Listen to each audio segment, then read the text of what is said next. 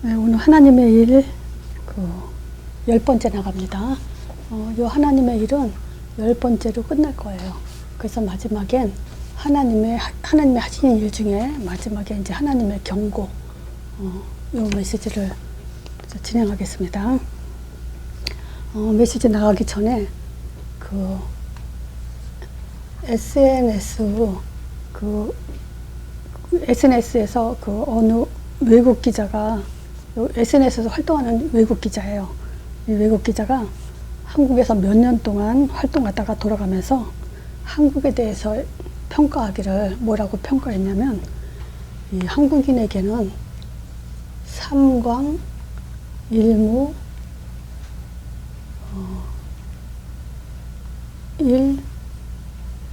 일유가 있다, 이렇게 평가를 했어요. 말하자면 세 가지 광적으로 빠져 있는 게 있고, 한 가지가 없고 한 가지가 있다, 이제 요 얘기예요. 근데 이 세 가지 빠져 있는 게 뭐냐? 핸드폰에 빠져 있다. 지하철을 타고 가다 보면 모든 사람들이 다 핸드폰만 들여다보고 있대요. 근데 뭘 하냐? 게임을 하거나 뉴스를 보거나 드라마를 본다고 하더라고요. 두 번째는 공짜를 너무 좋아한다. 또 세 번째는 요즘 트로트에 빠져 있다. 하다못해 20, 30대조차도 트로트에 빠져 있다. 그래서 지금 이렇게 평가를 하고 있고요. 또 한 가지가 없다. 이거는 뭐냐면 생각이 없다. 일본인은요, 생각하고 난 후에 뛴대요.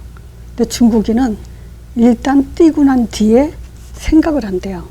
근데 한국인은 왜 뛰는지도 모르면서 뛰다가 잊어버린다고 하더라고요. 그러니까 깊이 생각하는 것을 하질 않는다. 그래서 진지함이 없다. 그런데 한 가지는 있다. 그게 뭐냐면 말만 잘한다. 이 얘기 들으면서 저 공감이 가더라고요. 말만 잘하고 행동을 하지 않는데요. 이제 한국 사람에 대해서 이 평가가 긍정적이진 않죠. 그래서 제가 이걸 들으면서 무슨 생각이 드냐면, 한마디로 말하면요, 진짜 영양가 없는 사람들이다. 영양가 없는 삶을 살고 있다. 이 생각이 들더라고요.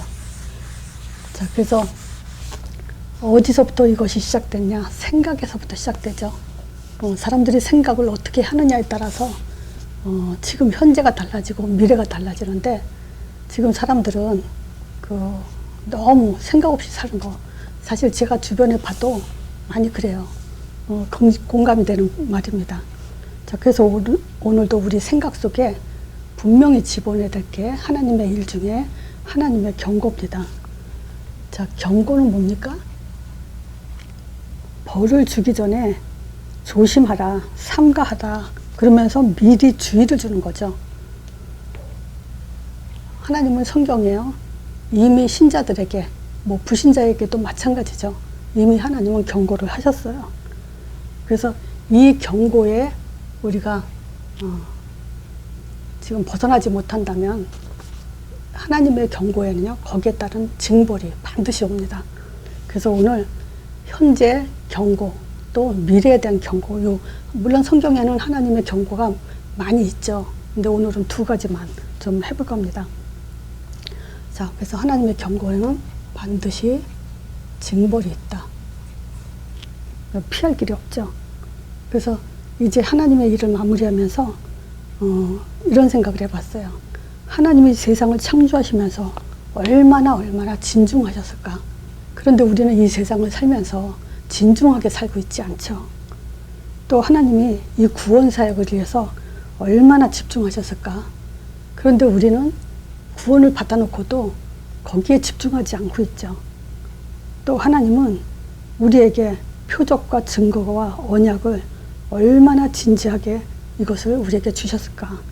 그렇지만 우리는 표적도 증거도 언약도 정말 진지하게 생각하지 않고 있죠. 또 하나님 나라의 일과 시간표, 하나님의 경고, 이것이 얼마나 엄중했을까. 그런데 신자들은 이 징벌에 대한 엄중함을 생각조차 못하고 살고 있죠. 자, 그래서 복음은요, 축복이냐 재앙이냐 우리가 봤을 때 두 가지가 다죠. 그래서 축복도 받고 징벌도 받게 돼 있어요. 그런데 축복 받을 사람이 있고 징벌 받을 사람이 있는 거죠. 그래서 오늘 현재 경고, 우리가 어디서부터 지금 빗나갔냐, 요거를 좀 바라보면서 한 번 더 하나님의 일에 대해서 진지하게 깊이 생각하는 시간을 가져야 되겠습니다. 자, 하나님의 경고, 요한복음 16장 8절에서 11절이죠. 제가 여기에 대한 메시지 많이 했을 거예요. 그런데 또 해야 돼요. 왜냐? 하나님은 이 징벌에 대해서 이유를, 왜 징벌을 받는지, 왜 벌을 받는지, 왜 재앙이 임하는지에 대한, 거기에 대한 답을 이미 주셨어요. 그래서 이거는 절대 피할 수가 없어요. 요한복음 16장 8절에 그랬죠. 그가 와서, 예수님이 와서 죄에 대해서, 의에 대해서, 심판에 대해서 세상을 책망할 거라고 얘기했어요. 그러면서 이제 9절에, 16장 9절이죠. 9절에 죄에 대하라 하면 그래요. 9절에 그 죄가 뭐냐? 그들이 나를 믿지 아니하며, 이 죄는 바로 예수를 믿지 않는 것이 죄라고 그랬어요. 하나님을 믿지 않는 게 죄라고 하지 않았어요. 왜냐하면 이 얘기를 왜 하냐면요, 사람들은 하나님을 부정하지 않는다고 해서 자기네들이 하나님을 믿는다고 생각하기 때문에 그 잘못된 걸 고쳐야 돼요. 자, 그걸 고쳐야 우리는 정확한 복음을 설명할 수가 있죠. 여기에 분명히 죄에 대해서 하나님을 믿지 않는 거라고 말하지 않고 예수를 믿지 않는 거라 그랬어요. 그러면 예수를 믿지 않는 것이 뭐냐? 창세기 3장 15절 또는 마태복음 16장 16절이죠. 여기에 대해서 무지한 거예요. 또 창세기 3장 15절에 대해서 변질된 거예요. 그래서 그 마태복음 16장 16절 또 마태복음 16장 14절 예레미야, 엘리야, 세례요한처럼 고백을 하죠. 그러니까 예수님이 다시 물어봤을 때 베드로가 대답하기를 주는 그리스도시요 살아계신 하나님의 아들입니다라고 고백하죠. 그런데 이 고백을 해놓고도 사람들은 예레미야, 엘리야, 세례요한처럼 살고 있죠. 그렇게 믿고 신앙생활하고 있죠. 그래서 시간이 지나면요, 무감각이 됩니다. 자, 이 무감각에는요, 세 가지 응답을 절대 받을 수가 없어요. 반석이 될 수 없어요. 세 가지 응답. 그리고 사단을 이길 수가 없어요. 그리고 하늘문 열 수가 없어요. 그렇다면 이 반석은 뭡니까? 반석에서 우리가 그 반석이 되기 위해서는 반드시 개인화가 돼야 돼요. 개인화가 되지 않고는 반석이 될 수 없죠. 그러니까 이 개인화가 되지 않으면 문제 보는 눈조차도 우리는 사단한테 당할 수밖에 없고요. 하늘문을 열지 못하면 우리는 응답을 받을 수가 없죠.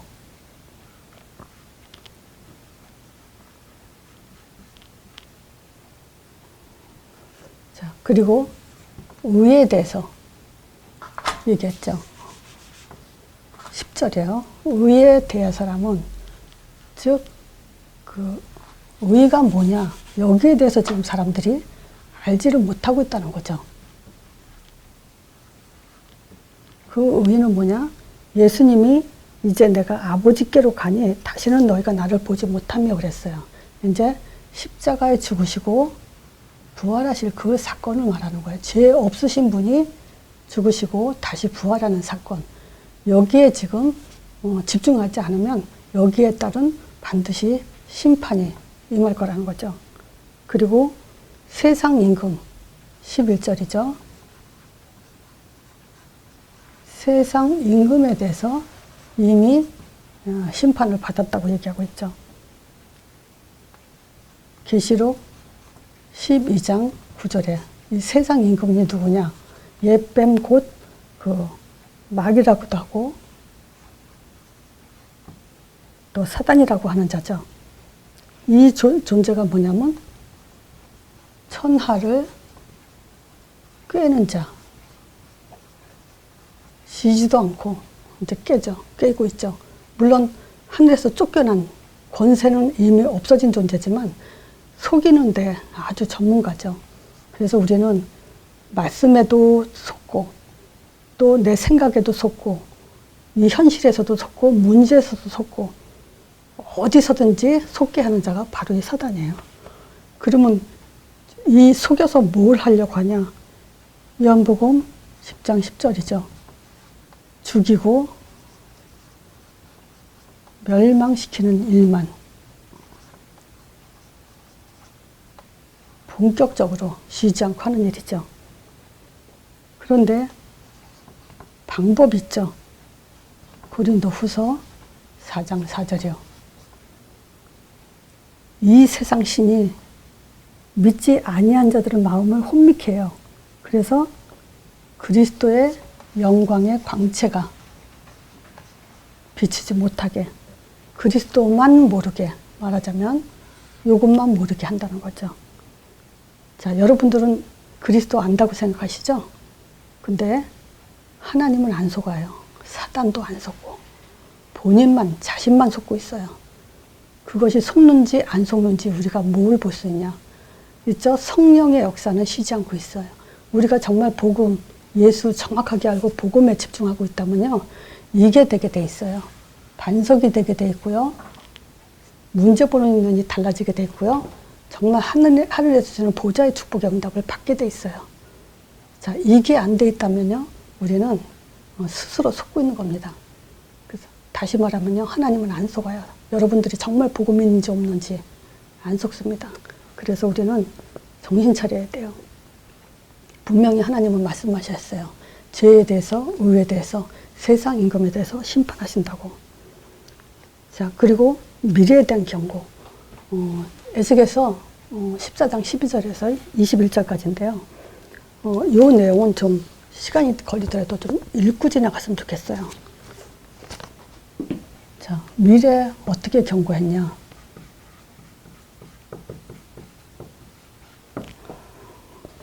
(12절이에요) 여호와의 말씀이 이제 에스겔에게 말씀하셨죠.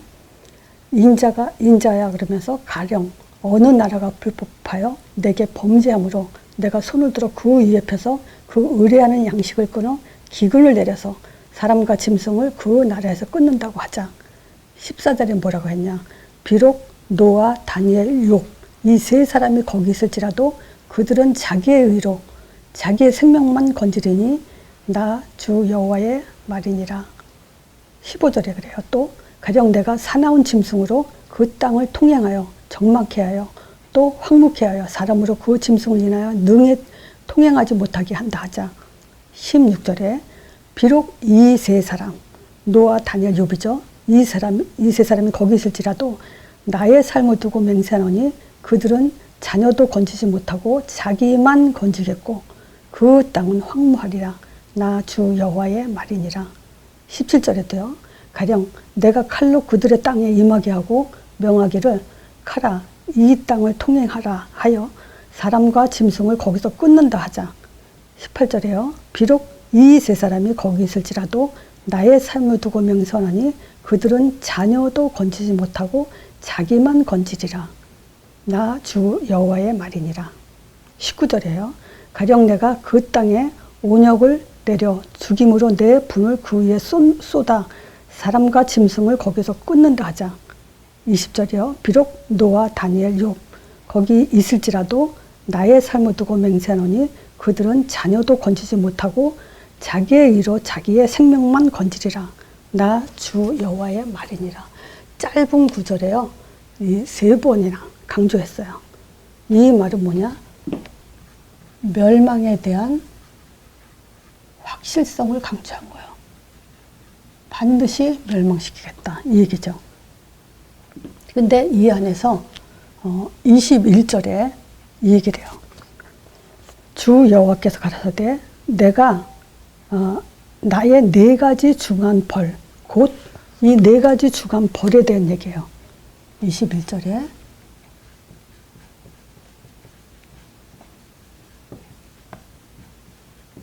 그 벌이 뭐냐면요. 칼, 또 칼과 기근과 또 사나운 짐승,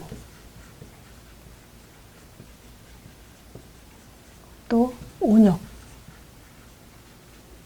이것을 예루살렘에 함께 내려 사람과 짐승을 그 중에서 끊으리니 그 해가 더욱 심하지 않겠느냐, 이렇게 얘기하죠.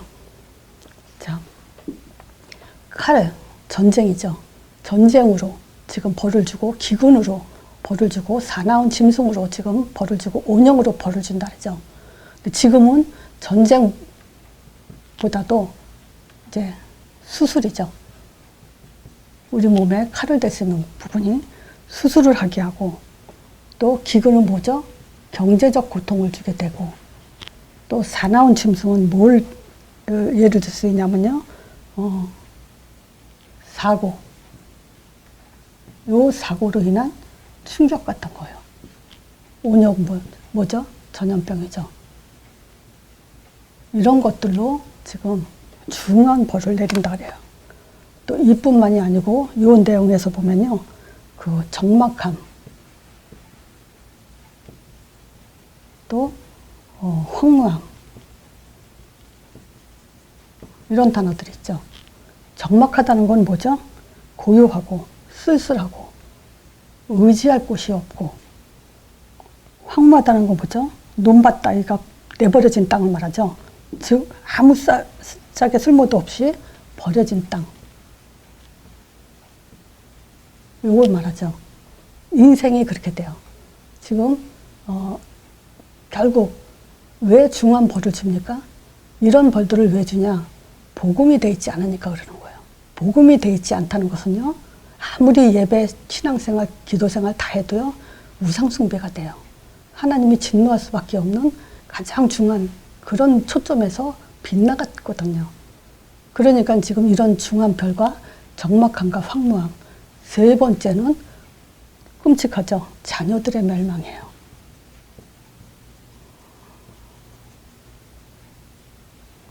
말하자면 절대 미래가 없다는 거예요. 자, 그런데 보세요. 우리가 이 죄 또는 복음 강조, 복음을 말하면서도 복음이 아닌 것을 우리가 어떻게 분별을 하냐? 갈라디아서 1장 6절에서 9절, 여기에 그 바울이 강조를 하죠. 여기는 뭐가 있냐면요. 갈라디아서 6장 1절에서도 9절에 보면요. 그리스도의 은혜로 부르신 너를 이들이 이같이 속히 떠나 다른 복음을 쫓는 것을 내가 이상히 여기노라. 말하자면 그리스도의 은혜로 분명히 불렀어요. 근데 속히 떠나서 다른 복음을 쫓아요. 근데 문제는 뭐냐면요. 사람들이 지금 그 속히 떠났는지도 몰라요. 그리고 다른 복음을 쫓는지도 모르고 있어요. 본인들이. 왜냐? 복음을 듣고 있긴 하거든요. 듣는다고 착각을 하고 있거든요. 근데 여기서 우리가 살펴봐야 돼요. 또 7절에도 그러죠. 뭘 또 강조하냐. 다른 복음은 없어요. 다만 어떤 사람들이 너희를 요란케 해서 그리스도 복음을 변하게 하는 거예요. 그러나 혹은 하늘로부터 온 천사라도 우리가 너희들에게 전한 복음 외에 다른 복음을 전하면 저주를 받을지라 그래요. 우리가 전에도 말했거니와 또 강조하는데, 다시 말하는데 만일 누구든지 너희가 받은 것 외에 다른 복음을 전하면 저주를 받을지라. 그래서 유튜브에 11자 쓰고 여기 점 찍어야 되는데 안 찍혀 있더라고요. 사도들의 메시지 꼭 들으세요. 이거 외에는 복음이 아닙니다. 저주와 재앙, 여기서 피할 길이 없어요. 자, 그런데 여기서 제가 더 말씀드리고 싶은 거 뭐냐면요. 예배 드리고 말씀을 듣는데 사람들이 복음을 또 자꾸 얘기해도요. 복음 5가지 얘기해도 안다고 생각하고 또 거기에 대한 그 뭐랄까 감동, 감화, 깊은 그 뭐랄까 감사가 없다면은 병들어 있는 거예요. 100%. 복음은 병들 수가 없습니다. 복음은 들어도 좋은 거, 좋고 신나고 감사한 것이 복음이에요. 그렇지 않겠습니까? 하나님인데, 하나님의 메시지인데. 그런데 그거 외에 우리가 메시지를 들으면서 요 마음으로, 감정으로 뭔가 자극이 와야 된다면 이런 것들은요, 잠시 은혜는 받아요. 그런데 뭐가 안 되냐면요, 영적 지속은 절대 될 수 없습니다. 그래서 또 듣고 마음을 또 움직여야 되고 감정이 또 뭔가 진동이 돼야 되고 그런 식의 지금 그 메시지를 듣고 예배를 드리고 있단 말이에요. 그렇게 또 기도를 하고 있고 그거는 다른 복음이에요. 또 율법적이고요. 사람의 도리 같은 거 우리가 설교 시간에 얘기 듣다 보면요. 좋을 수가 있어요. 왜냐? 내가 어떤 사람한테 상처를 받은 게 있어요. 근데 그 사람이 들을 만한 얘기를 설교 시간에 하네? 그러면 나한테는 뭔가 감동이 와요. 맞아. 저 사람은 저렇게 지금 못 깨닫고 있는 거야. 저렇게 나쁜 짓을 하고 있는 거야. 나한테 상처를 줬어. 자, 그러면 이런 사람은요. 율법에 초점을 둔 사람은 반드시 시험이 듭니다. 안 들 수밖에 없어요. 시험 들게 돼 있어요. 사람의 도리 강조하는 사람조차도 도리에서 어긋난 거에 돼 있다. 당연히 시험 들죠. 그러면 어떤 상태가 돼버리냐. 다른 사람의 초점을 두다 보면요. 그 사람 때문에 내가 뭘 놓치냐. 응답을 놓쳐버리게 돼요. 제가 옛날에 그랬거든요. 그 불신자 때 신앙생활 잘한다는 사람이 진짜 경우 없고 상식 없는 짓을 하는 바람에 제가 그랬어요. 저 사람이 뒤집어지지 않는 이상은 난 절대 하나님 만나지 않는다. 교회 가지 않는다. 그렇게 생각한 적이 있거든요. 지금 알고 보니까 그 사람 때문에 내가 하늘의 응답 못 받을 뻔하고 구원도 못 받을 뻔하고 너무 억울할 뻔했잖아요. 마찬가지예요. 율법과 도리 여기에 나는 아니다 하지만요. 시험 든다. 그러면 분명히 이 속에 있는 겁니다. 또 세 번째요. 체험, 응답. 뭐 제가 저를 만난 사람 외에 다른 일반 신앙생활 하는 사람들은요. 방언 체험 엄청 강조해요. 그리고 기도에서 응답받아야 된다는 차원의 기독교인들이 너무나 많아요. 근데 제가 만난 사람들은 이 체험, 응답 이것이 종교다 또는 성경적이지 않다 그 얘기를 많이 들었기 때문에 이 체험, 응답을 초점 가지는 않아요. 그런데 자꾸 뭔가 이 마음 감정 있죠? 율법 도리 이것도 어떤 면에서는 체험이거든요. 근데 이런 속에 있다 보면요. 아무리 체험이 됐다 하고 응답을 받았다 하지만은 영적 힘을 갖지 못해요. 사실은 일시적이에요. 하나님 그로 착각할 뿐이지 절대 이거는 하나님께 될 수 없어요. 자, 그래서 다른 복음은 없어요. 다시 말하자면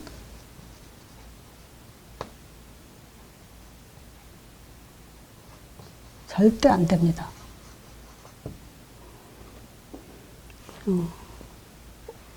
이 다른 복음은요. 이 세 가지 미래 경고입니다. 자, 그래서 결론적으로요.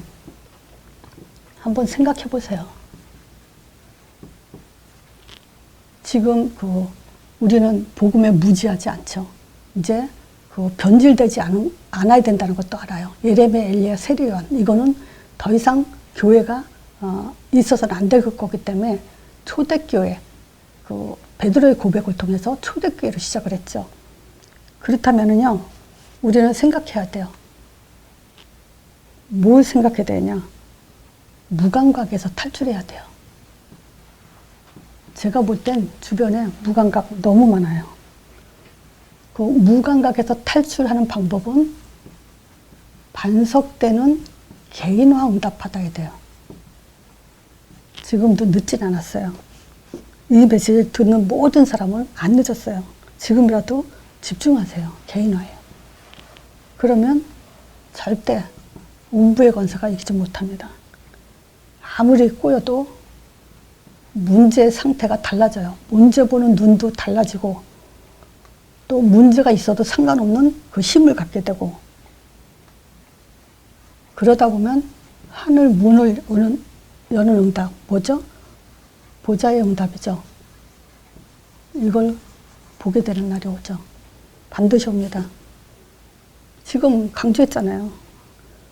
노아, 다니엘, 욥 이 세 사람이 있을지라도 그 사람만 자기 의로 구원받을 뿐 자녀도 구원받지 못한다. 이 말은 반드시 그렇게 된다는 거예요. 경고는. 그래서 우리가 뭘 또 알아야 되냐. 이미 경고는 했다. 그래서 우리는 이미 이 경고 속에 살고 있는 거예요. 그래서 오늘 무엇을 위해 살았냐 생각해 보세요. 오늘 내가 무엇을 위해서 살았냐에 따라서 미래가 결정되죠. 우리의 노후가 결정돼요. 그리고 후손이 결정됩니다. 혹시 자녀 없는 분들이라도 노후 결정 복음밖에 없어요. 자, 하나님의 경고 좀 짧게 끝났는데요. 진짜 에스겔서 14장 12절에서 21절 한번 읽어보세요. 그리고 다음 주 메시지 또 나오기 전까지 매일 한번 읽어보세요. 얼마나 지금 하나님의 경고가 어마어마한 건지. 자, 그래서 이제 우리는 피하는 것만 잘 피하면 사실은 복음을 가졌기 때문에 복음 5가지 가지고 언약기도 하는 사람들이기 때문에 피할 것만 잘 피하고 생각만 잘 다듬고 선택과 결정만 잘 한다면요. 얼마든지 하나님의 경고, 재앙에서 피할 수 있습니다. 그래서 한 주간 또 깊이 생각하는 그런 시간이 되길 바랍니다.